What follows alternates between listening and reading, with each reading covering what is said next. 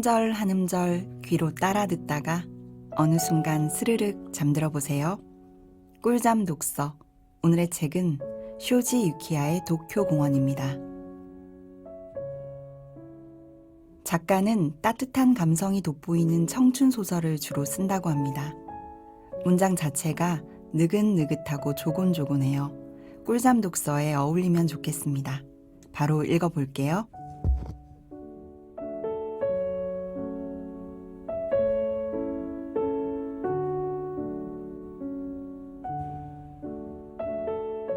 어머니의 모습. 내가 어렸을 적에 세상을 떠난 어머니를, 그 모습을 기억하는 사람은 아직도 많을 것이다. 남은 추억이 따뜻한 것이든 슬픈 것이든 문득문득 떠오르는 어머니의 미소와 몸짓, 분위기. 나는 이러한 리플렉스 카메라를 들고 있는 모습이 가장 기억에 남는다.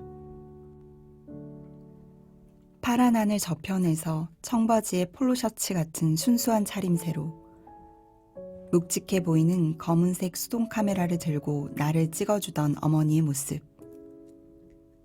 태양을 등지고 있어 약간 그늘진 모습. 아직 어렸던 나는 어머니를 약간 올려다보고 있었다. 카메라에 가려져 얼굴의 절반은 보이지 않았지만 웃고 있는, 내게 말을 건네고 있는 입가, 몇 번의 셔터 소리, 그리고 얼굴에서 카메라를 떼고 내 이름을 부르는 어머니의 미소 띤 얼굴. 어머니를 생각할 때면 언제나 맨 먼저 떠오르는 광경이었다. 집에는 사진 앨범이 많았다. 크고 묵직한 고급 앨범이 아닌 얇은 포켓 앨범이 책장에 나란히 꽂혀 있었다. 그 안에 사진은 일반적인 사이즈도 있지만 대개는 사절판의 큼직한 것이었고 컬러보다는 흑백 사진이 많았다. 그 대부분은 나와 아버지 단둘이 있는 것이고 어머니와 함께 있는 사진은 별로 없다. 어머니와 찍은 몇 안 되는 사진과 아버지의 사진을 비교해보면 어린 내가 봐도 확연히 다르다는 느낌이 들었다. 말하자면 어머니가 찍은 사진과 아버지가 찍은 사진은 완성도에서 크게 차이가 났다. 그러므로 어떤 의미에서 보면 나의 사진 선생님은 어머니였다고 할 수 있다. 구도나 빛의 상태, 피사체 등등 나는 어렸을 때부터 어머니가 찍은 사진을 보며 자연스럽게 그런 것들을 배우고 있었던 것 같다.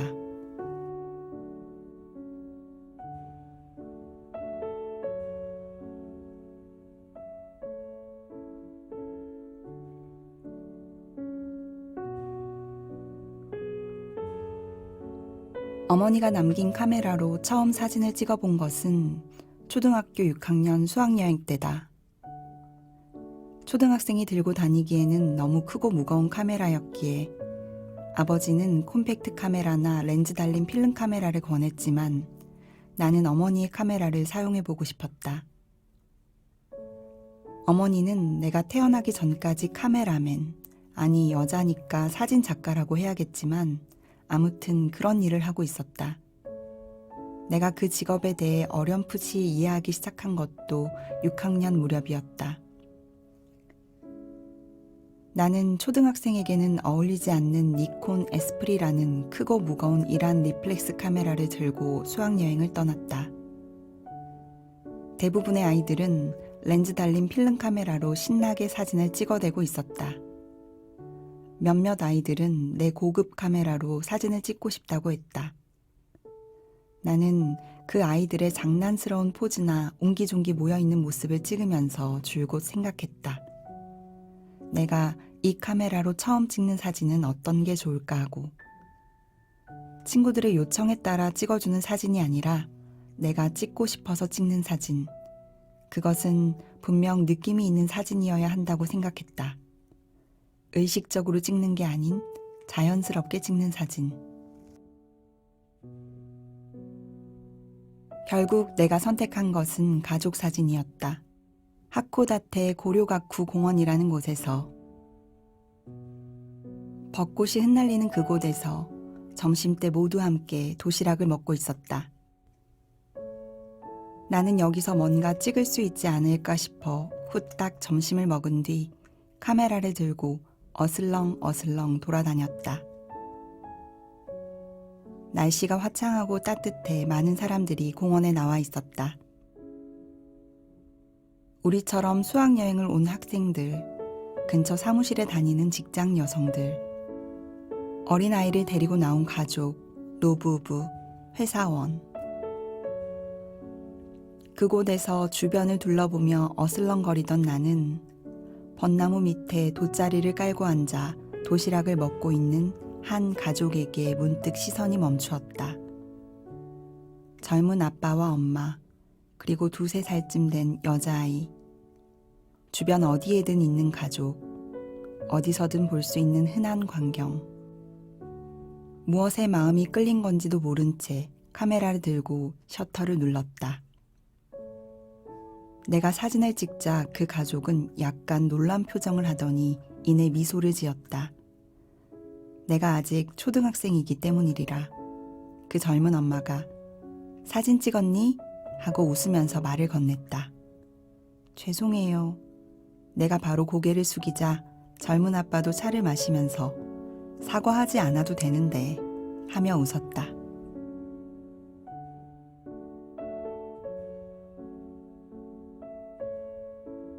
그리고는 어디서 왔냐는 둥, 카메라가 좋다는 둥, 사소한 잡담을 나누다가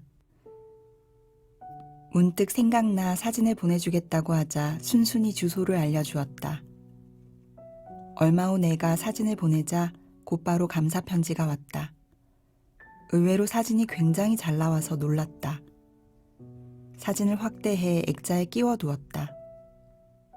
재능이 엿보이니 앞으로 계속 사진을 찍었으면 좋겠다는 내용이었다. 이 아키스키 씨 가족하고는 지금도 연하장을 주고받는다. 그때 2살이었던 마리가 벌써 11살이다. 그 사진을 찍었을 당시의 나하고 비슷한 나이가 되었다. 나를 기억하지는 못하지만 내 연하장을 볼 때면 그 사진을 찍어준 오빠라고 얘기하는 모양이다. 그것이 내가 찍은 최초의 사진이었다. 그리고 또 한 장. 반 친구들이 있는 곳으로 돌아온 나는 흩날리기 시작한 벚꽃이 주변을 온통 연분홍빛으로 물들인 곳에서 몇몇 여학생들과 함께 도시락을 먹고 있는 도미나가를 발견했다. 그때도 나는 아무런 생각 없이 셔터를 눌렀다.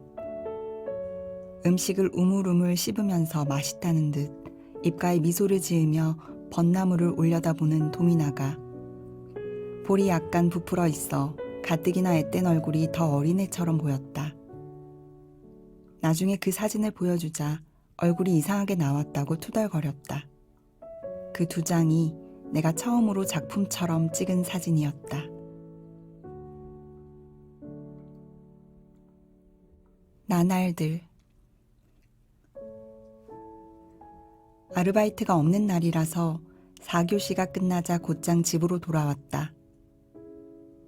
3학년 때부터 도쿄 캠퍼스로 다녀야 하기 때문에 방을 구하고 있는데 히로가 자기 집으로 들어오라고 했다. 히로가 빌려 쓰는 기치조지역 근처에 오래된 조그만 단독주택에는 무슨 영문인지 대문 옆에 담배라고 적힌 빨간 간판이 붙어 있었다. 담배 가게가 아닌 일반 가정집에 그런 간판이 붙은 게 신기해서 이게 뭐야? 하고 묻자 글쎄 잘 모르겠는데 어쨌든 재밌네 하고 웃었다. 그 집에는 암실로 쓸 수 있는 방도 있어 학교에서 조금 멀지만 히로의 제안을 받아들이기로 했다. 남자 둘이 사는 곳이니 무척 지저분할 것이라고 생각하겠지만 나도 히로도 깔끔한 성격이라서 방은 항상 깨끗이 정돈돼 있다.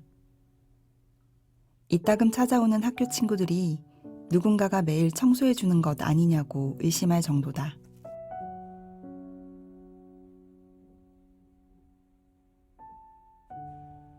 현관문을 열고 나 왔어 하고 소리치자 히로가 방에서 어서 와 하고 대꾸하고는 쿵쿵 발소리를 내며 얼굴을 내밀었다. 신발도 많고 방에서 낯선 목소리도 들리는 것을 보니 손님이 온 모양이다. 마침 잘 왔어. 잠깐 들어와. 희로가 부드러운 머리칼을 쓸어 올리며 싱긋 웃었다. 배우를 해도 좋을 만큼 핸섬한 얼굴의 희로에게는 친구가 많다. 그래서 그런지 사람들도 자주 찾아오는데 그때마다 나를 소개한다. 기지마 씨, 제가 얘기한 동거인 시다 게이지예요. 안녕하세요. 아무리 봐도 일반 직장인 같지는 않은 분위기의 남자 2명이 책상 다리를 하고 앉은 채 나를 향해 가볍게 고개를 숙였다. 자, 앉아. 희로가 권하는 대로 자리에 앉아 담배를 꺼냈다. 재떨이에는 이미 꽁초가 수북했고 창문도 활짝 열려 있었다. 아직 초여름이라고 하기에는 이른 감이 있지만 오늘은 기온이 높기 때문에 저녁 때가 되어도 후덥지근하다. 사진 찍는다고? 아, 네. 사진 구경했는데 느낌이 좋더군. 감사합니다. 희로가 기지마 씨라고 부른 남자가 내게 명함을 건네주었다. 다른 한 남자는 고지마 씨. 2 사람이 각자 자기 이름을 말하며 웃었다. 2 사람에게 건네받은 명함에는 들어본 적이 있지만 메이저라고까지는 할 수 없는 잡지사 이름이 적혀 있었다. 그들의 이야기인즉 이번에 희로가 작성하는 특집 취재기사의 카메라맨을 맡아달라는 것이었다. 예산이 부족해서 희로에게 직접 찍으라고 했더니 마침 괜찮은 친구가 있다고 해서. 아르바이트비는 많이 지급할 수 없지만 필름은 넉넉히 내줄 수 있다고 한다. 남은 필름은 내가 가져도 좋고 교통비와 식비도 지급한다. 사진작가 지망생인 가난한 학생에게는 과분한 조건이었기에 나는 두말 없이 고개를 끄덕였다. 제게 맡겨주십시오. 희로와 처음 만난 것은 1학년 때 여름. 화요일 오전 10시쯤에 늦은 점심을 먹으려고 한산한 학교 구내식당에 들어갔다. 매점에서 산 샌드위치와 커피, 그리고 항상 들고 다니는 카메라를 식탁에 놓고 막 먹으려는데 희로가 들어왔다. 물론 그저 누가 들어왔나 보다 라고만 생각했을 뿐 별다른 관심은 없었다.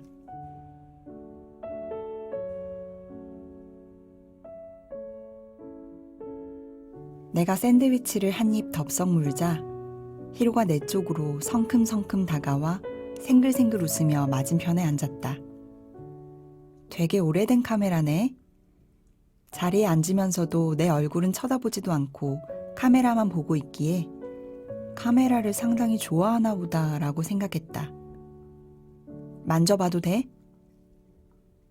카메라를 들고 파인더를 들여다볼 때는 아무리 험상궂은 사람에게도 미소 짓는 얼굴로 말을 건넬 수 있지만 평소에 나는 그렇게 사교적인 사람이 아니다. 그래서 상대가 무례하거나 노골적인 태도로 다가오면 약간 거리를 두는 편인데 희로에게는 그런 경계심을 무너뜨리는 부드러운 뭔가가 있다. 게다가 생김새도 무척 산뜻해 보였다. 남 부러울 게 없는 녀석이라는 생각이 들었다. 그런 미소 짓는 얼굴로 자연스럽게 타인의 영역으로 들어갈 수 있는 그 녀석이 존경스럽기까지 했다. 니콘 에스프리 명품이지. 만져보라고 하자 얼른 카메라를 집어들고는 부러운 듯 말했다. 이 카메라에 대해 잘 아는 모양이네. 아니, 전혀 몰라. 여전히 미소 띈 얼굴로 말한다. 내가 의아한 표정을 짓자 이번에는 재미있다는 듯이 웃었다. 그냥 지식으로 알고 있을 뿐이야. 사진이나 카탈로그에서 본 적은 있지만 직접 만져보는 건 처음이거든. 덕분에 진중한 경험을 했네. 고마워 하고 악수를 청했다. 녀석의 손은 마치 여자의 손처럼 부드러웠다. 그러고 보니 몸도 가냘파 보였다. 키는 170cm쯤 되려나? 구내식당에서 나온 11시쯤에는 그의 이름이 히로이 히로시라는 것과 친한 여자친구가 히로히로라고 부른다는 것, 그리고 이 학교 학생이 아니라 경제적으로 궁핍해 밥값이 저렴한 대학 구내식당을 자주 이용한다는 것을 알았다. 글 쓰는 작가이자 그래픽 디자이너이며 인디밴드로 앨범을 발표했으니 뮤지션이기도 하다는 것은 그 다음에 만났을 때 알게 되었다.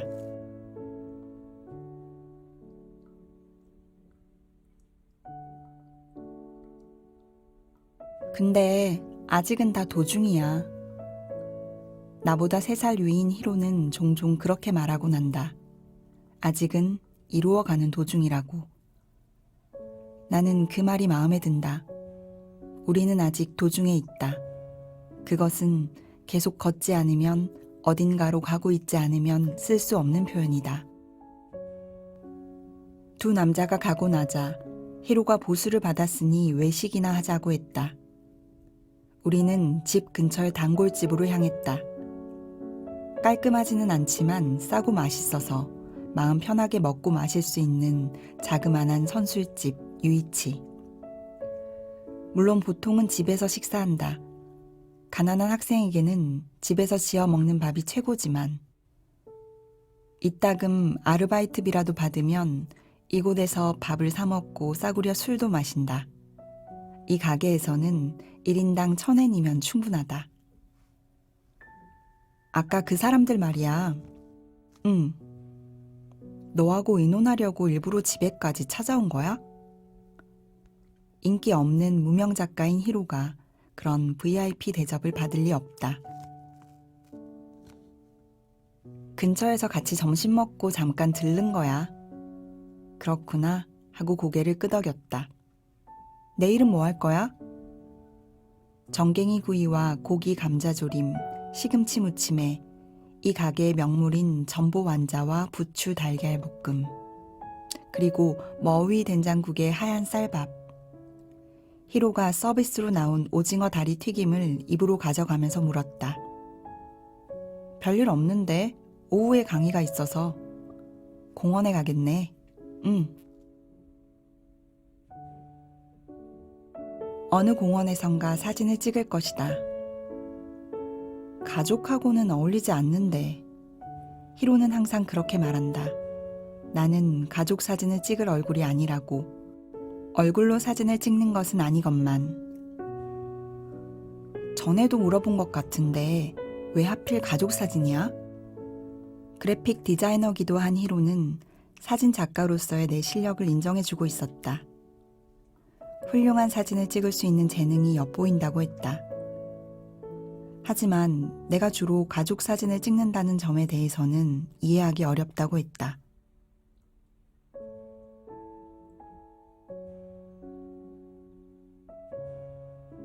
나를 찍어준 사진은 굉장히 좋던데 아주 산뜻한 느낌이었어. 그런 식으로 말한다. 히로가 말하는 산뜻하다는 게 정확히 어떤 의미인지는 잘 모르겠지만 어쨌든 가족 사진은 어울리지 않는다는 것이다. 그 부분은 개인의 감성 영역이므로 뭐라고 할 수는 없지만 나는 아직까지 그 점에 대해 고민해 본 적이 없다. 뭐가 좋은 사진이고 뭐가 평범한 사진인지 설명하기는 어렵다.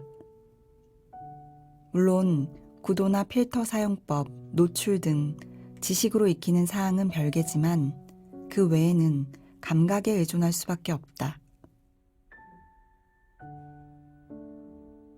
어느 한순간을 고스란히 오려낸 사진. 그 순간을 시간으로 치면 몇 초나 될까? 1초? 10분의 3초? 그 사람이 사진에 찍힌 표정을 한 것은 어느 순간일까? 언제 무슨 생각을 하면서 이런 표정을 지은 걸까? 사진 작가는 그때 무엇을 느끼고 이 순간을 포착한 걸까? 달리 설명할 길이 없다. 그것은 정말로 감각이라고 할 수밖에 없다. 현상한 사진을 들여다보고 있으면 언제나 그런 생각이 든다. 사진 작가가 되려고 마음먹은 것은 중학생 때였다. 중학생이 되었으니 장래 희망에 대해 생각해보라고 담임인 지바 선생님이 말했다. 앞으로 무엇이 되고 싶은가? 무엇을 하고 싶은가? 무엇이 적성에 맞을까? 사회에 어떤 직업이 있는지 찬찬히 살펴보고 장래 희망을 생각해보라고 했다.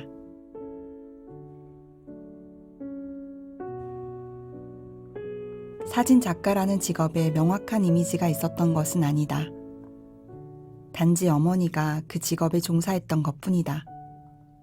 어머니는 나를 임신하자 그 일을 중단했다. 내가 어느 정도 성장하면 다시 일을 시작하려고 했지만 뜻대로 되지 않았다. 아버지는 내가 중학생이었을 때 그런 이야기를 들려주었다. 꼭 그것 때문은 아니지만 그때부터 사진작가는 내 장래 희망 중 하나가 되었다. 그 희망을 품은 채 성장했고 이제 대학생이 되었다. 사진을 찍는 게 무엇보다 즐겁다. 축구보다, 컴퓨터보다, 음악보다 사진을 찍는 것 자체를 즐겁게 생각하는 것이다.